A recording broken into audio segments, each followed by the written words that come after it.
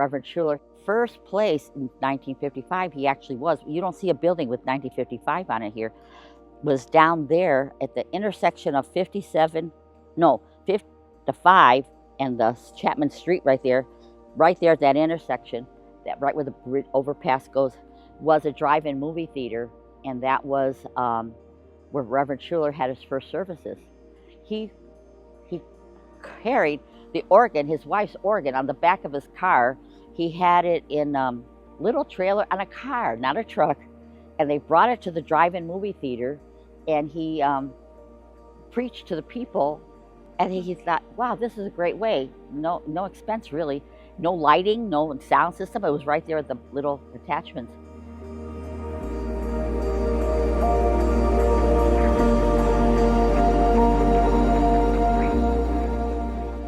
If you stand here, you can see that big orange door. You see that big wall, it was orange. That's a door that actually moved over, and Reverend Schuler could walk out on that balcony. You see the white thing sticking out, that's a balcony, and preach to all these people in their drive-in cars with the speakers. They put speakers in over there, and that's how he preached to the people there. Plus he could preach to 1,300 people inside. Now there's 12 fountains here for the 12 apostles. Schuler had it continue on inside. There was another 12 because of the inside, okay? But we had to get rid of those 12 that were inside to make room for all the seating.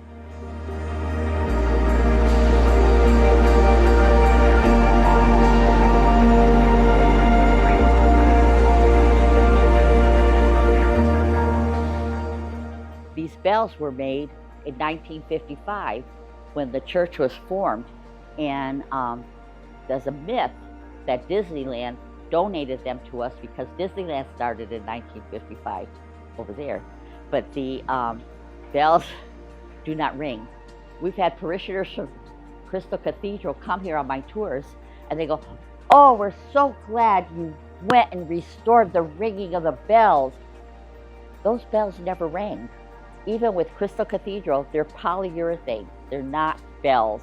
They're make-believe bells to bring the bridge from this flat building here and that one to make a little bridge connector for them. So that's what those bells do.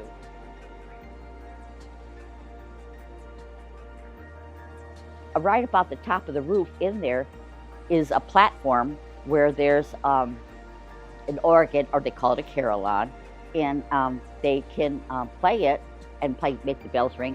Or in our case now, it's connected to the inside of the church, and it's programmed automatically to make the bells ring every 15 minutes. And that science-looking building there, that's our newest building, and they had Reverend Schuler, they had Billy Graham, they had, now he's venerable, I believe, Bishop Fulton Sheehan, and then Norman Vincent Peale, who was the mentor of Schuler's. Now, those went to the family when they got their house situated, and so they're not there anymore. But that building right there was used for the Star Trek Into the Darkness movie, and that was Starfleet headquarters. So if you get down here, you can see more of Starfleet headquarters.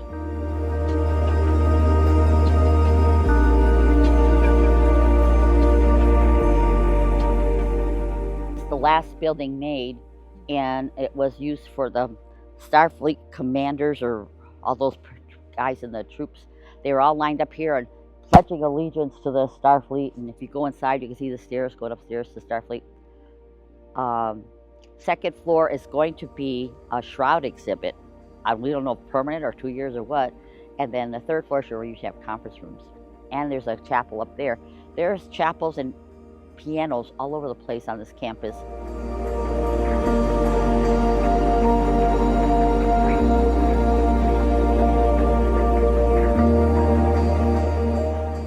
Now these doors, you see two big giant doors. When they started, the architects, when they started remodeling this church to fit the Catholics in here, they did not want to have those glass doors. They called them Walmart doors. They're all glass doors all the way across. So the special artist, a sculptor, designed these doors. His name was Padre Eduardo. He's from Bolivia.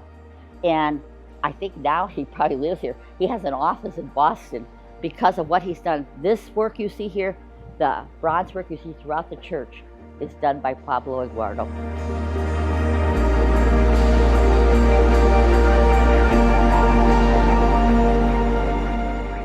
So here we have St. John Capistrano, and that is the name of the only mission in our diocese. Now, created most of the missions throughout the state, not all of them, but most of them. St. Lorenzo Ruiz is our only Filipino saint, and then St. Elizabeth Ann Seton, the first American saint, and then Mary, Jesus represented as the Lamb, and Joseph for the family, Holy Family. St. Kateri, I did it right. She was the first Native American that was made a saint, and they had a bishop taking an anniversary mass for the canonization that we had attended, so that was something. So here's Oscar Romero. People know who he is. He was martyred on the altar, saying mass, and we will not forget him for that. St. John the 23rd for doing the Vatican II. St. Paul VI is famous and important to us because he was the Pope at the time this diocese was created. We did not have a separate diocese before he was the Pope. He said, LA is too big. We're going to make it more manageable. So that's how we got created. And then John Paul II, and my favorite because I'm half Polish. Anyhow, this was the Pope's seal at the time the church was procured from the Crystal Cathedral. Crystal Cathedral, people, you'll hear more of a story when you go downstairs into the chapel. And I'm going to ask you to come sit up front so you can see everything.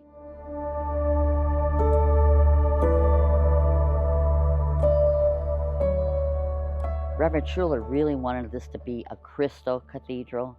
He wanted to give the greatest glory to God, and he wanted it crystal. But the architects and the engineers all said, this is California. You can't have a crystal cathedral. It won't last a week, you know? And I've been here when we've had many earthquakes. There's small ones, maybe 5.0 or something. The candles will swing or something, and you'll see the lights way up there. They swing too. But outside at the nighttime, this looks like a box of stars. It's so pretty the way it's lit up.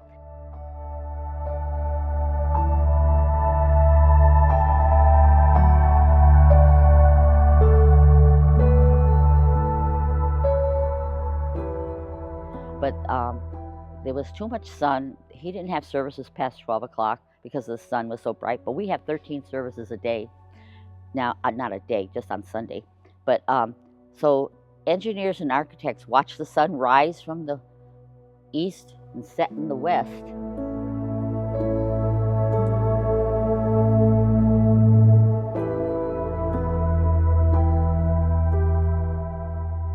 And they said, oh, we got to do something about these windows. There's over 11,000 window panes, okay? If you saw them from the outside, they're rectangular. 3 of them make a square. Well, they decided they're going to close some and open some. If you look in front, you see some are open completely. And you look on the corners especially, you see some are closed completely. They needed to block the sun sometimes and whatever. We thought they were going to make it a change and move, but no, it's permanent. They're permanently the way they are.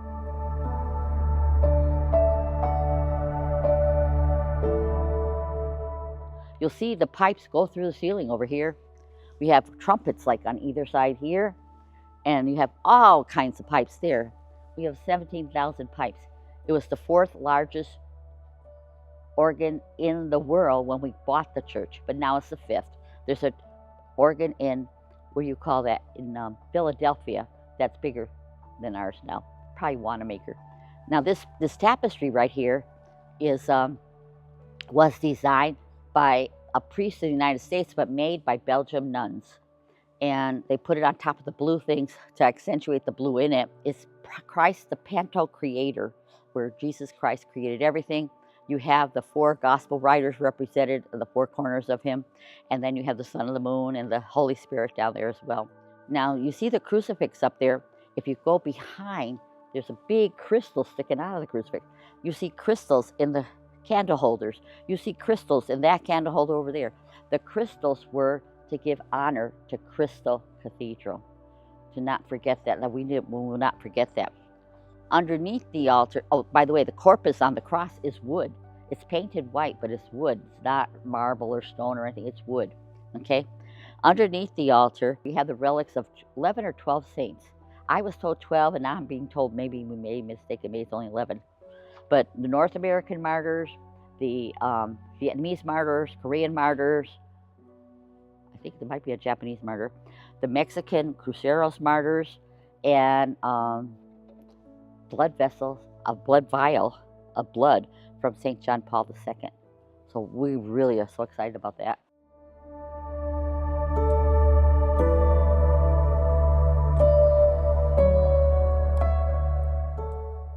Last but not least is one of our biggest prizes in here, Our Lady of Guadalupe.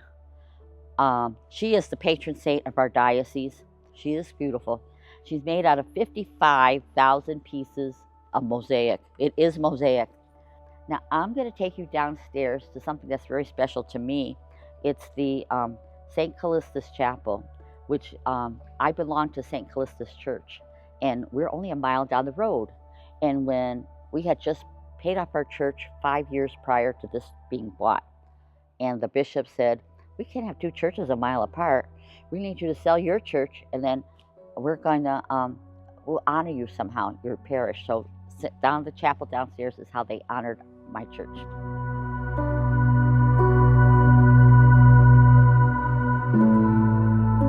Now this is a large tapestry, larger than real life, of Our Lady of Czestochowa in Poland. The Polish community at St. John Paul II's Polish Center here donated it. The artist, her name is, where's she at? Monique. She took over about a year to make this tapestry. And if you look at it, the colors, the red, the blue, and the gold are like Our Lady of Guadalupe's colors, okay? And a little baby Jesus is trying to comfort his mother. She's got 2 slashes on this side and 1 slash here. And those are from the Tartars, T-A-R-T-A-R-S, Tartars, bad guys trying to slash her, destroy the picture.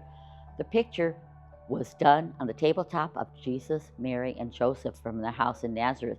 St. Luke, the evangelist, did the painting on the tabletop. Now this is our tabernacle that was made by a young man who was in the seminary, but he lost use of one arm. But he still painted, he still did the bronze work. If you go, the top is 4-sided. The bottom is 5-sided. I think it's 5-sided. But this one you see here, baby Jesus, Mary holding baby Jesus facing the center, and the other shepherd, the lamb, facing the center too. And just so beautiful. That's, you know, you see Jesus is the lamb even back then, you know, that's kind of nice.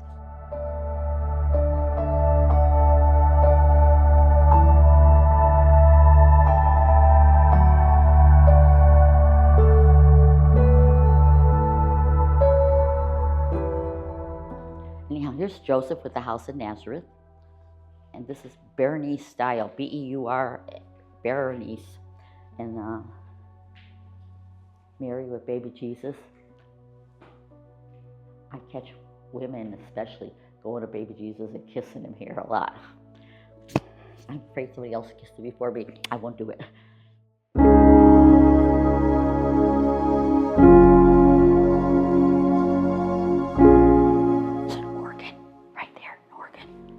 There's the pipes. The pipes on the outside of the organ are fake. The pipes inside there make the music, and they're not bigger than a fat broomstick. They're real tiny. Okay. Anything you need to know are on these charts right here at the end. They're pretty nice. This is 2 of 7 windows that were in our chapel, our Blessed Sacrament chapel there. They're the 7 sacraments, so there's 2 over there, 2 here, so it's only 4 out of 7. They're supposed to rotate them because we can't fit them all. This was donated to us. It was a family organ at our house, but they put the crystal knobs in here to honor Crystal Cathedral. Isn't that nice? I've been in a concert here. It sounds really good. Now you see the ceiling? It looks like the ceilings upstairs, quatrefoils, meaning 4-sided, but they don't block the sunlight or anything. They're just for showing that we were appreciating the upstairs. That cross there above the altar, the middle part of it, cross, was given by a priest who was in his collection. And then the diocese went and had a bigger cross made around it. In the back is the mosaic of St. Callistus. And then on the right, our guardian angel of Diocese of Orange, holding all the people represented in our diocese. And of course, the orange trees of Diocese of Orange. And on the bottom, miracles and lilies for hope and long life, that kind of thing. This is the Call to Holiness Chapel. Now we have several saints represented in here. Saint Jose Maria Escriva for Opus Dei. Saint Rosa Lima of Peru, the first American saint of both Americas. And then Saint Catherine Drexel, who took care of the little Native Americans. And then Mother Cabrini. Saint John Vianney, the priest, I call him. Now these are 3 Asian saints who are our saints to be. Now these are more recent saints right here. I actually had a Protestant priest come in, Protestant preacher come in, and he says, "That's St. Charles of Uganda." I says, "Yes." He says, "You honor him?" I says, "Yes, we honor him. He's a saint." From the Mexican Cruceros War, 20s and 30s, this is Saint Jose Dario Sanchez. Joselito, we call him, because many parishioners here are from that village, Sahuayo in Mexico, and they said they call him Joselito. This little girl is Saint Maria Goretti. The story of Saint Maria, she was 12 years old, and some man living in her household, renter, tenant, he stabbed her like 12 to 14 times, and she still lived enough to go to the hospital. He visited her in the hospital, and she said, "I forgive you." Nobody could believe that. And so then at her canonization, not that long ago, he was there out of prison then, and her mother was standing next to him. And the mother turned to him and said, "I guess if my daughter could forgive you, I can too." So that was a story of forgiveness. That was something else, huh? And then this is a more recent one, Saint Gianna Malo. Saint Gianna Malo from Italy was a surgeon. She was a doctor. She already had like 3 children. She was pregnant with that little baby up there. And the doctors that she had for cancer said, "You gotta abort that baby. You can't have that baby. You're gonna die. You can't have your cancer treatment." And so she says, "No, I'm a doctor. I'm not gonna kill my baby. That's killing a baby." So she had the baby. The baby lived about 3 months old or so. And then she did die. The baby has spoken here. The baby's spoken at the meeting of families in Philadelphia. The baby is now a doctor of geriatrics. Doctor of geriatrics now, okay? Now people who see this, you know who this is? St. John Paul. Everybody always knows who he is, right? But the robe he's wearing is the same robes he was wearing when he made the Vietnamese martyrs saints. So it's the same robe. They wanted to have the same robe on him. Okay, and then this is, I call another Holy Family. You know, Jesus, Mary, and Joseph are Holy Family. This is another Holy Family. You know who that is? It's Saint Therese Lisieux, Teresa of the Little Flowers. Okay, and that's her mom and dad. Her mom and dad are the first couple canonized at the same time. Can you imagine that? So we know she was canonized, but her father, Louis Martin, and her mother, Zélie Martin. Anybody know who this last person is? Maximilian Kolbe from Poland. That's why I know who it was. I'm Polish. He had Mary appear to him when he was a little boy. And Mary said, "I have 2 crowns. Which one do you want? Do you want the crown of thorns for suffering? Or do you want the crown of lilies for purity?" He says, "I want both of them." Little kid, I want both of them. And they go, no, Maximilian, no. Pick one. You should only have one. He says, "No, I want both of them." And he got both. He was pure as a Franciscan, and he suffered as a martyr. I was actually in his last room he was in Auschwitz, in the concentration camp in Poland. And where he stood, he was in various rooms, but they couldn't kill him. They kept giving him shots, poison or something to try to kill him, and he couldn't die. So they put him in a room with concrete, like about as wide as these altars are. So he had to be skinny, right? I couldn't fit in there. And he couldn't kneel down. He had to stand up all the time. And he still wouldn't die. So they took him outside and they shot him. And his blood was all over the wall. It was just too hard for me to hear that story. He was such a good man. But you know why he was there in a concentration camp? While he was there, he wouldn't have been killed, except they're dragging away a man. And the man is going, no, I have a family, I have a family. Well, he said, he stepped out of line and he said, take me instead, save his family. And so when he was canonized, the man whose life he saved was at the canonization. I would have thought the Nazis would have killed him anyhow. But the man was at the canonization, and he said, I'll never forget that I could live for my family because of Maximilian Kolbe. That's something, I got goosebumps, I'm sorry.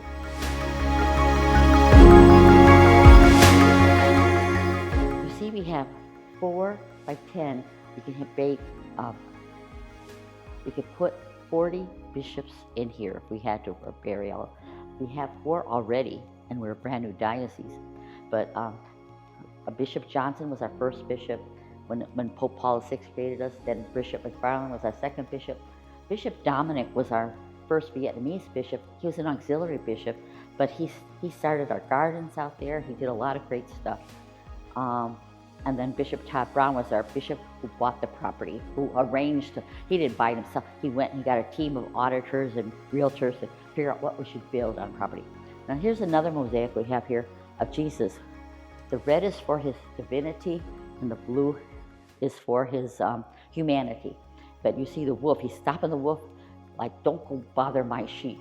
You stay away from my sheep, kind of thing.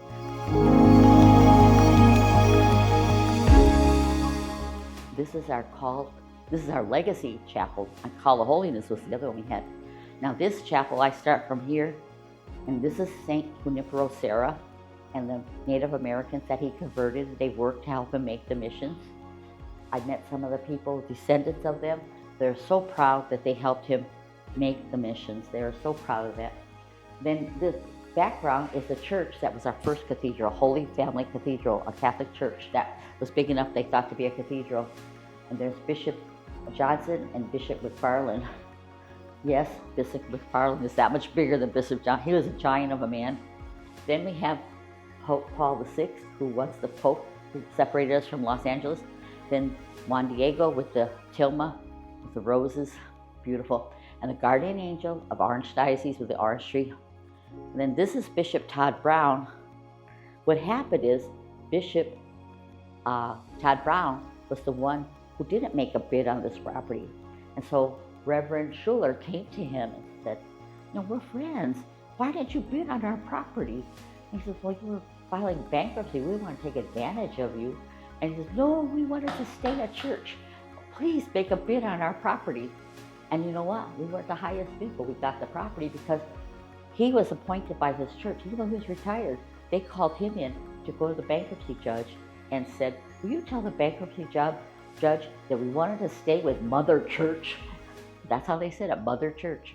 On the right is Reverend Schuler, and then his wife, Arvella Schuler. She was the producer of all the music and the TV shows.